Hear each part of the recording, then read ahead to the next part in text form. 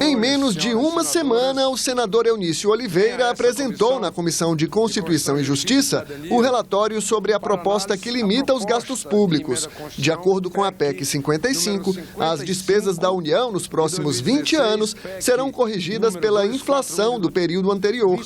O texto divide a opinião dos parlamentares. É só limite em gastos primários, ou seja, saúde, educação, investimento em cultura, em segurança pública.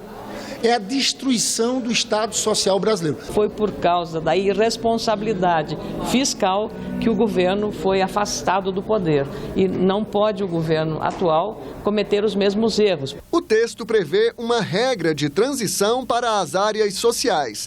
Em 2017, seria garantido o piso de 15% da receita corrente líquida para a saúde e de 18% dos impostos federais para a educação.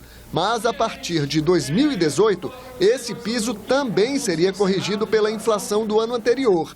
Movimentos sociais criticam a proposta. O risco dessa proposta de emenda à Constituição é fazer com que o Brasil deixe de investir em educação, saúde, assistência social, cultura, ciência e tecnologia, ou seja, o Brasil vai optar por 20 anos deixar de se desenvolver caso essa proposta de emenda à Constituição seja aprovada. Não há por que imaginar que a crise, se a questão é a crise econômica, essa crise econômica vai se estender por 20 anos. Acho que nenhum país do mundo fez um processo como esse. Já o setor privado apoia a PEC 55. As entidades que representam a indústria e os hospitais particulares estão confiantes na aprovação do texto. Isso é um marco na história republicana brasileira, é a primeira vez que a República do Brasil vai ter um instrumento para conter as despesas do gestor público, como os gastos exagerados e desperdício de dinheiro que existe na área de saúde, principalmente da parte pública. Com a gravidade do problema e as restrições que a própria Constituição impõe, a PEC se tornou uma imposição. Este consultor do Senado acompanha os debates sobre a PEC 55 na CCJ. Ele diz que, em tese, é possível que o orçamento de algumas áreas seja corrigido acima da inflação e que será papel do Congresso definir quais áreas terão prioridade. Na média, os gastos vão crescer de acordo com a inflação.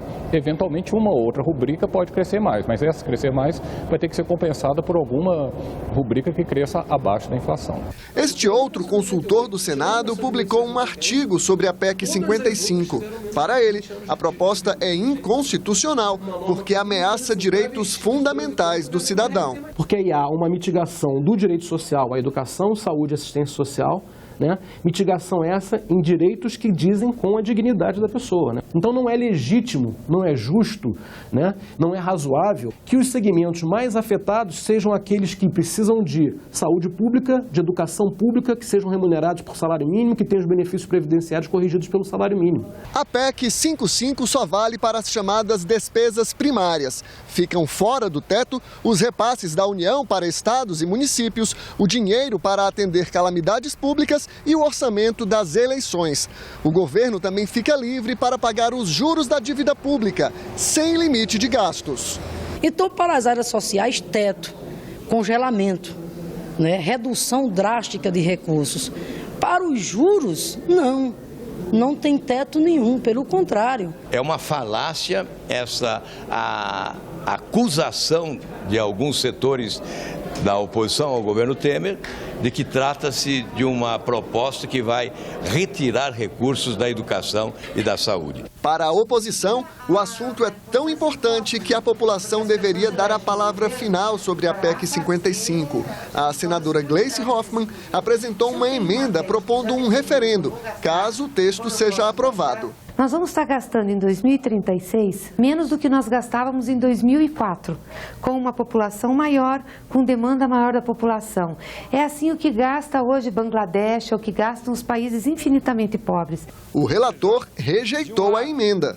O ajuste das contas públicas não pode atrasar mais a aprovação da matéria na Câmara dos Deputados, a Casa do Povo, significa que a maior parte da população brasileira já é favorável a essa matéria. O portal E-Cidadania do Senado está fazendo uma consulta pública sobre a PEC 55.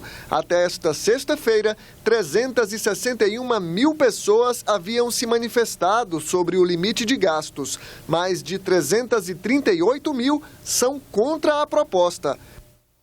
O plenário do Senado também pode votar hoje o projeto que estabelece medidas de estímulo ao reequilíbrio fiscal e o projeto sobre a securitização de dívidas públicas.